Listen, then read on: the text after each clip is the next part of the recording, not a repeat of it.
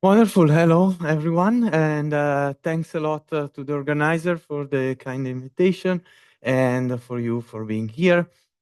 And as the topic was about interdisciplinarity and combining different disciplines in one single story, I try to entertain you moving between robotics and biology. And what this talk is about is the main focus of the talk is on collective decision making. So let's start to see what I think of collective decision making, how I describe this process, and the analysis I did on that. So this process, as I say, is a collective. So we need a group of individuals. Here, individuals are depicted as robots.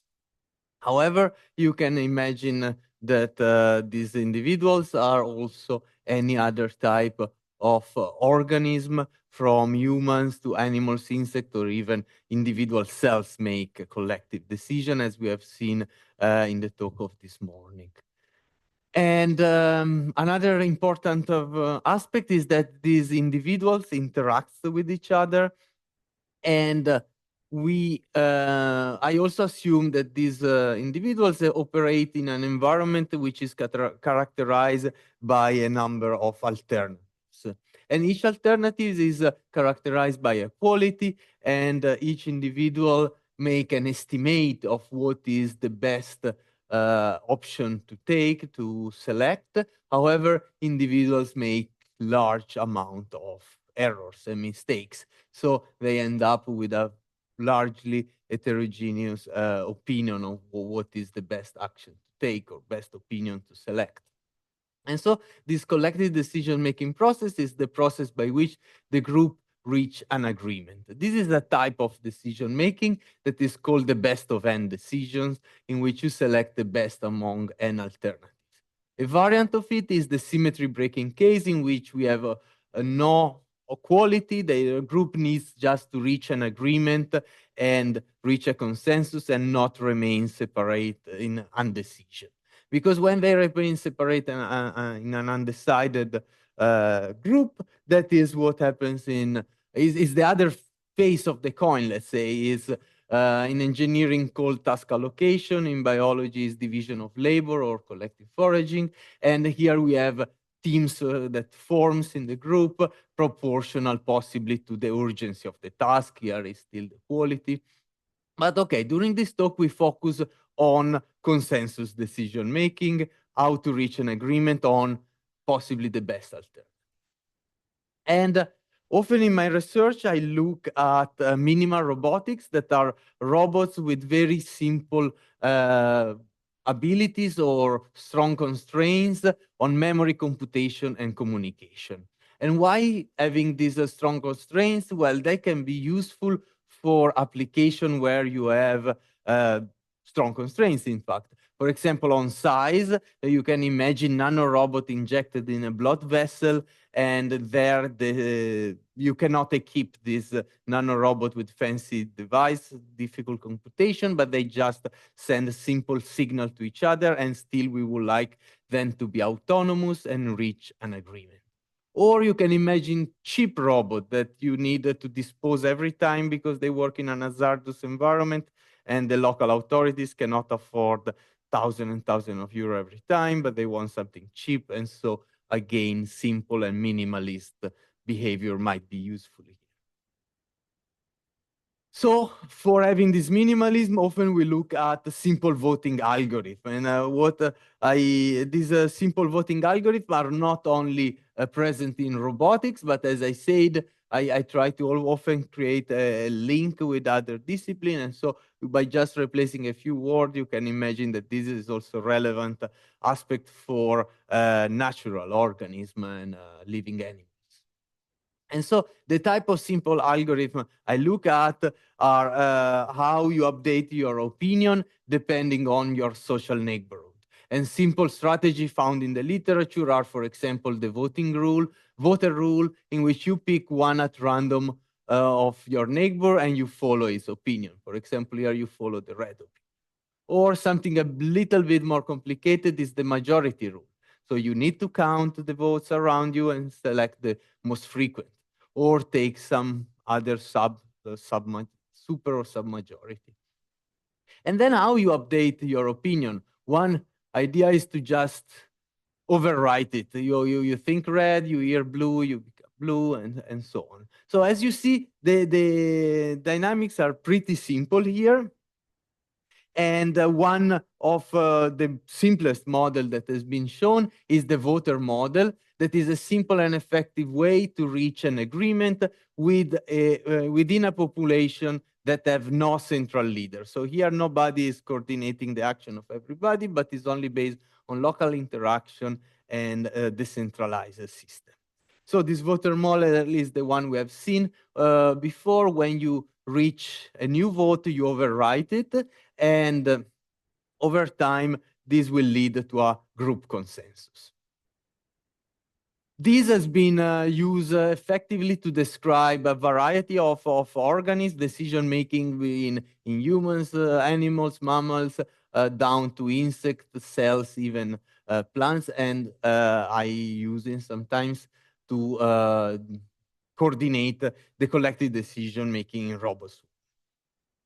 And however, as you can see, most of the publication here are in physics. Why? Because eventually this model of decision making can reduce to the Ising model or has very strong similarities. And so you can use tools from physics, in particular statistical physics, to describe and understand the system.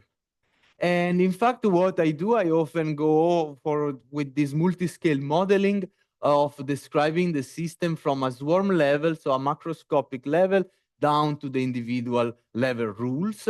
And so here you describe the dynamic of the group, how the group divide into subgroup with different opinion. And here is instead really what the agents do, how he updates his opinion depending on the social interaction. And you can see that you would like to describe these dynamics, but eventually you need to code the dynamic of the individual. So there is this link to gap, this gap to cross. And I cross it with a series of technique, starting from more group level description using statistical physics, like differential equation, master equation. Then you could study the impact of the network, or then the spatiality of the individual through multi-agent simulation, eventually reaching the robots.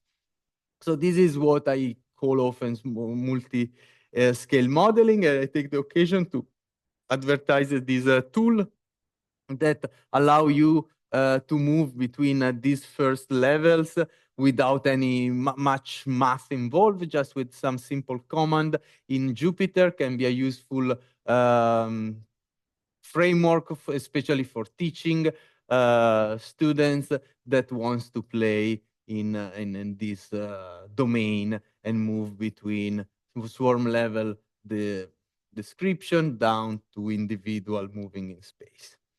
So let's dive into the a specific example and question that I try to answer throughout these tools and in this domain of simple algorithm. So we have seen that the voter model, this work has been done in collaboration with my PhD student, Reina Zakir, that is now currently completing her PhD in Brussels at l'Université Libre de Bruxelles. And so we have seen that the voter model has been used quite a lot, but what happens if there are social individuals that do not aim directly to reach a consensus? So somebody that deviates from these rules, this simple algorithm we have seen. So we take the voter model and we consider these as two forms of a social behavior. One is having just some noise that without any interaction, you flip your opinion at random. At least mathematically can be described in this way. Or we include in the population some stubborn. So individuals that never change their opinion, they will never flip their state, whatever they listen. And we believe these are both quite a relevant situation because they could happen both in natural or artificial system. For example, this noise that we have seen before correspond to the individual starting to observe something, for example, self-sourcing information rather than listening at others. And that, of course, is needed in order to decide on an environmental feature that sometimes you take your own observation of the world. Or it could be broken robots or just a stubborn individual. Everybody of you, I'm sure you know some friends like this that don't listen to others. So what happened in that case? As I said, I often start with this high-level description of the system with the ODE and master equation. Let's start from the case with noise. And here in green, we have the prediction of the differential equation, and is a stable state for a population x minus y equals 0. So means that the size of the two subpopulations are the same. The system is stuck at indecision. The two groups are equally sized. And the master equation tells us what are the fluctuations when you have a finite number of individuals. And we see that there are some fluctuations, but the system fluctuates around this undecided state. And what means is here we have the dynamics over time of the population, and we see that the blue and red population size remain undecided throughout the simulation. And when in some cases, for example, for low noise, we see large fluctuation, but still I would define this system pretty undecided, in my opinion, even if for some period of time we have a large majority.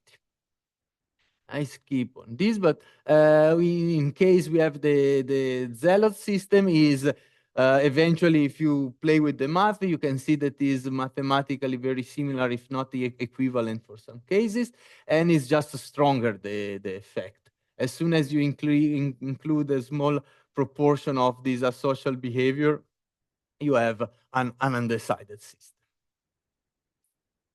What about alternative algorithms? So we have seen this voter model. We could add this no opinion state. Maybe at the beginning, the agents have no opinion state. And when they hear the opinion of other, will update their opinion and get recruited for other option. An alternative comes from, again, biology, from natural inspiration. It's been observed that honeybees follow a slightly different mechanism when they make their decision, and is the cross inhibition mechanism that they use. So what happened is a slight change. Rather than directly switching between the two alternatives, here if you are red and you hear blue, you get inhibited and you go to this no opinion state. And then from the no opinion state, you can be recruited for either option. So you see that the difference is quite small, but at the beginning I would have not expect any major change when you change this model. Let's see in the dynamics, however. The dynamics are drastically different.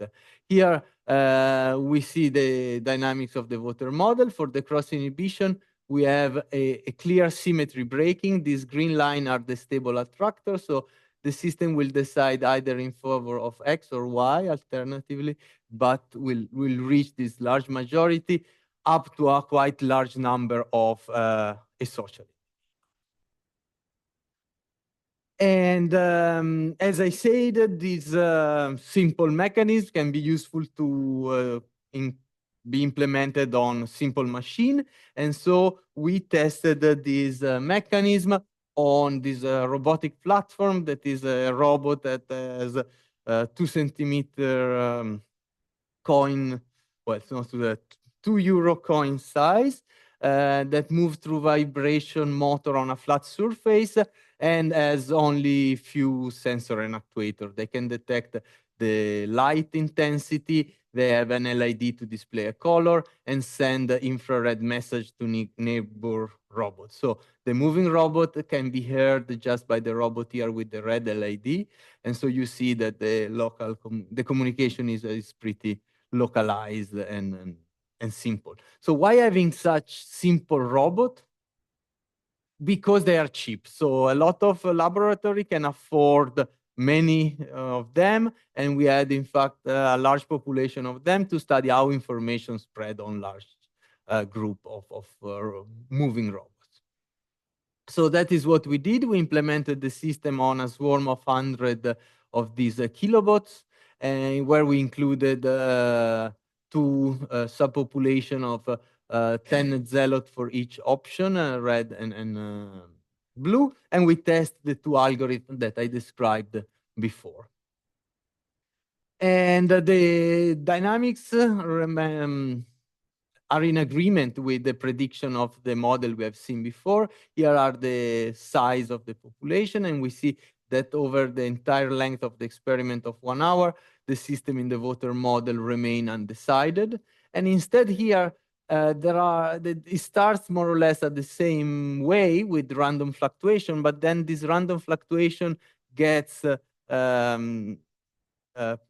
positive feedback that stabilizes the system to the decision for one of the two alternatives, which remains throughout the simulation. Well, the simulation, this is not simulation, throughout the experiment with the robots. And the fragility of the voter model is even more evident in this experiment, in which 96 are cooperative robots and 4 are zealots. And we see that throughout the experiment, the system, we will see, that remains undecided. Sometimes it reach large majority for either option, but then this majority is quickly reverted and the system keeps flipping. And for comparison, I put here the case in which there were 20 zealot in the previous case, and with the cross inhibition model, and we see much better stability.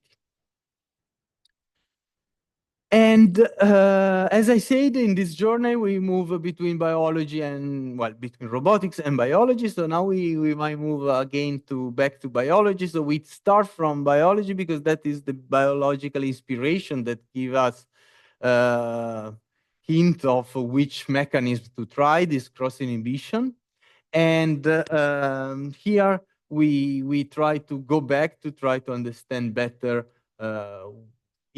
why there is this different signaling between organisms. But before going into biology, there is little detour I take, that is how the group can select the best of n. What we have seen so far was this symmetry breaking case that I explained at the beginning, where the options were identical, just choose red or blue, but don't remain undecided. And here, instead, what happens if you want to select the best option? So what animals do is that they make independent estimate. This not only animals, but also robots can be coded to do that. However, this estimate can be very noisy. Like the true value could be this yellow dot, and you see that these values are spread all over. However, a slight difference between the red and blue distribution can be filtered out thanks to the social interaction, in which the voting frequency is proportional to the estimated quality. So what happens if a robot estimates something of being of good quality, it will send message very frequently.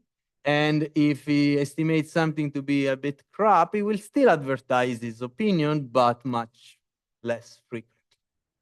And this is enough to lead the dynamics to select the correct alternative. And this is what ants do, and also bee does. But okay, let's start from nest hunting in ants colony.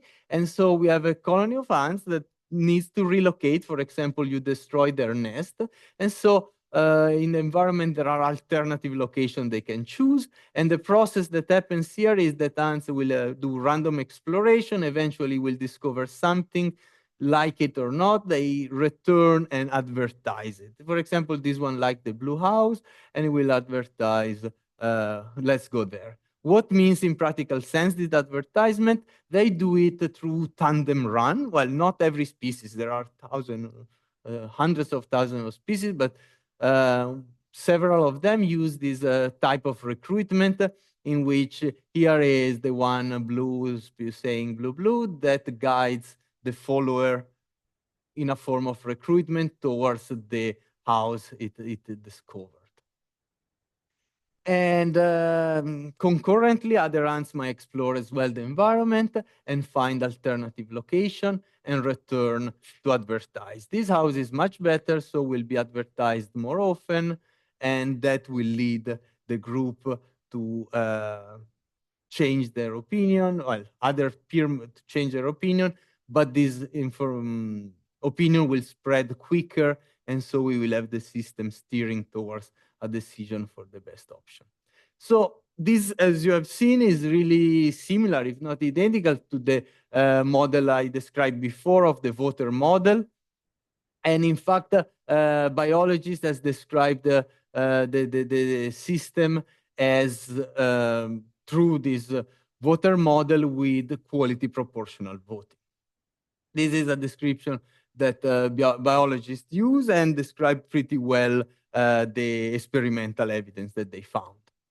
And if you analyze this model, the prediction are that if there is one house that is better than the other, everybody will decide for the best one, and that's indeed what ants colony do. And what means that everybody relocate to the good one because they have that. What happens when there are stubborn, or actually what they tested is what happens when the two are symmetric and have the same quality? We could assume there is noise because it's biology and it's full of noise. And what happened? The predictions say there is a decision deadlock. And so what practically would happen is that the group splits. And that is indeed what biologists observed and report in previous work, that when the options are identical, the colony will often divide. But this is not a big problem for ants, because even if they might have only one queen and so they want to stay together, what they do after 1 or 2 days, they realize that they split, and so they relocate again, and half of them goes in one of the two locations. So for the ants, it's not a big issue, but there is another system that has the problem of not being able to relocate. This is happening in honeybees. In spring, they reproduce. They go in a temporary place, the old queen with some thousand of scout bees, and they need to decide where to build the future nest. And how they recruit each other, they explore the environment and recruit each other through the so-called woggle dance. This is bee shaking her bum, is indicating where to fly and where has been found interesting nest location, a location where to build a nest. However, biologists later found also that not only the woggle dance is used, but there is another type of signaling that is the stop signaling. And so here I put on the volume. Oops, there is an echo. But what happens is that the purple bees is trying to stop this woggling dancing bee. And so, sorry, I remove here the volume, otherwise there is the echo. But they give this high frequency head bump to interrupt the woggle dance. So they evolve a new type of signaling that is, as you could imagine, not such a easy thing in an evolutionary term to evolve a new type of signaling and interpret it correctly. And that translated the model from the one we saw in ants in the new one that is indeed the cross inhibition model. So when bees get inhibited, go to this uncommitted state and then can get recruited again through vocal dance. An hypothesis of why this has been done is because honeybees cannot afford this relocation process. They cannot afford this case of undecision, going to different places. Why? Because they keep inside their wax to while they are making the decision, they have some content of wax inside that they will use to build their nest as soon as they select it. Then they cannot retake the wax in and bring to the new relocation place. So this is only an hypothesis, is not a definitive answer, but the idea here is that we started from bees, we went back to the robots to understand, or to maths, to understand some dynamics, who discovered that one is much more robust to the other, to the presence of noise or of zealots.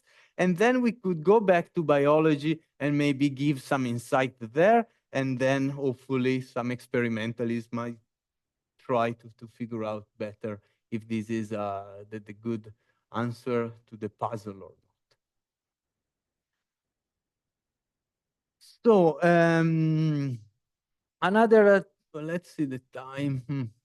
Maybe I go really quickly on this part to go on another part that I think is quite interesting. So as I said, this cross-inhibition model has quite interesting properties. This work has been done in collaboration with some previous colleagues.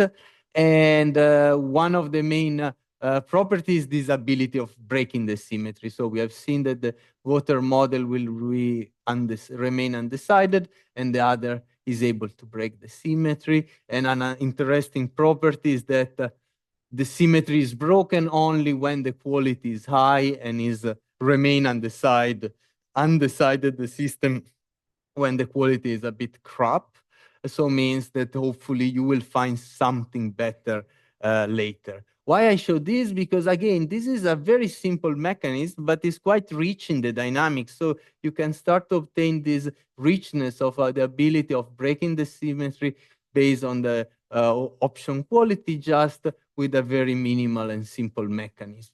That then again, we tested on our favorite robot, this kilobot robot. We put them in a case with equal quality but low, or equal quality but high, and we see that only when the equal quality high is present, the system will break the symmetry and reach a large majority for either. However, there is no free lunch, in the sense that seems that this cross-inhibition model is much better than the other. However, it has also some limitation. So here on top, we have again this water model, on the bottom, the cross-inhibition, and we compare the case in which opinion have a very similar quality, or when options have very different qualities. So an easy problem or a difficult problem, let's call it. And so for a difficult problem, again, the water model remains mostly undecided as noise or a social behavior is present.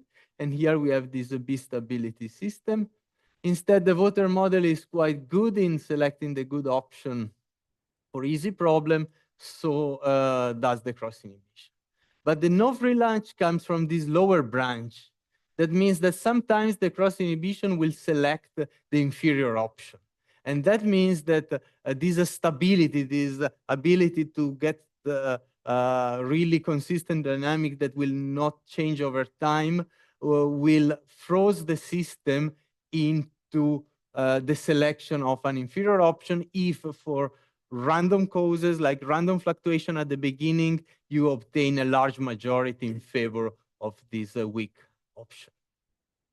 So you pay the price of this symmetry breaking and stability of dynamics with this lower accuracy in some cases. However, we noticed another interesting thing that, I mean, to me looked interesting, that if you increase their social behavior, actually this branch disappears, right? So actually having a bit of a social behavior will lead only to one possible stable attractor. So actually having a bit of noise might help the system to have better accuracy. And so we tested this again with my PhD student Reina and Marco Dorigo in Brussels. And can noise be an helpful component? And so we tested it on this scenario, again, same robots as we have seen before. Now they move on this environment where there are blue and red tiles, and then they needed to select, there are more blue or more red. However, each robot can only make an estimate of the color they have under their feet. And so because they move very slowly and they only explore a limited part of the arena, they make this large number of miss estimate, right? But again, the difference is slight, but is a little bit better for one of the two. The true value here is, for example, the yellow value, the yellow dot. And this slight difference is enough to lead lead the system to reach an agreement for the actual superior option or the more frequent color. So far, so good. But then the question was, can noise help us? So what we did is to introduce some communication noise. So this guy think red has his red opinion, but with some low probability will send the wrong message, will say blue. And so this other will hear blue and will update his opinion. And what happened is that indeed having some communication noise can improve the accuracy in all the tested condition we have. The improvement is up to a certain level of communication noise. Then when the noise is too much, of course, you cannot reach agreement anymore. Every time anybody has an opinion, say something different, will not work. But a little bit can actually help the system in reaching that. How is it? So I think I will just go very quickly on this. But the idea is that, again, noise can also be interpreted as a form of heterogeneity. And this is a work, again, with some collaborator in Constance and Reina in Brussels. And here the idea was to mix some voter and majority agents. And somehow the voter rule is much more approximate. You get some random opinion from the group. The majority rule, you sample much better your neighborhood. And so can this rough sampling with the voter rule can actually help in a dynamic environment that change over time? And we find that here the main take home is that actually on the horizontal axis we have the heterogeneity of the group, how much you mix, and on the vertical axis the performance of the group. And we see that they all have a kind of bell shape in the sense that the highest point is always in the middle. So a mix can help in some situation. I think further work is needed to better characterize in which situation, in which condition. Not always heterogeneity or noise is beneficial, but there are situations in which this could be good. Here I go. Here, one general idea is, again, having heterogeneity of simple and complex robot could be a cost-effective solution. So the idea could be having, rather than all expensive robot and having high performance, all cheap robot, low performance, what happens when we mix the two could be a cost-effective solution. And so my idea is in the next works, in the next period of research to explore a bit better these preliminary results that we obtain with colleagues. I quickly go on this. Sorry for this. I thought if I have time, I'll present, but I think it's a bit too much for today. So wrapping up, so we have seen that noise can be an helpful component rather than something that's suppressed. So a stereotype is that noise is bad, reduce it as much as you can, but we can see that in some condition could be good. And heterogeneity could be a form of noise or somehow a form to allow the system to adapt better to dynamic environment. And so today we have seen that the minimal robotics is one type of robotics that could be useful in some application with strong constraints, for example, for when you are constrained in cost, size, or energy. If you want this robot to be autonomous, they need to be able to make a decision autonomously. And one solution is to use these voting algorithms, some of which we have seen today. And the one good aspect of analyzing these algorithms is that they are very simple, and so you can really go down and understand what's going on with the tools. Some of the tools we have seen today, for example, differential equation, master equation, or we didn't talk today of network dynamics, but again, there are so simple that you could really study what happens when you have a the precise topology on which the dynamics spread. And despite being so simple, the rules, the emergent properties can be quite rich and sometimes counterintuitive. For example, we have seen that the two models change off a little bit, but we had this possibility of breaking the symmetry, the value sensitivity, and other effects that have been found. So I just give three quick points of what I'm now interested at and looking at. One is heterogeneity that I mentioned you before. So the idea of having simple and complex robot could be a good idea to have this cost-effective swarm. The other aspect that we didn't touch today is what is the influence of interaction networks. So the same rules on different network topology can lead to really drastic differences. And this is an aspect I'm looking recently at. And also a quite interesting aspect, in my opinion, can noise be an asset rather than an hindrance? And so this could be another aspect that if you want to chat, discuss more, I'm really interested and curious about. So that's everything. Thanks a lot for your attention. I hope you enjoy this story today.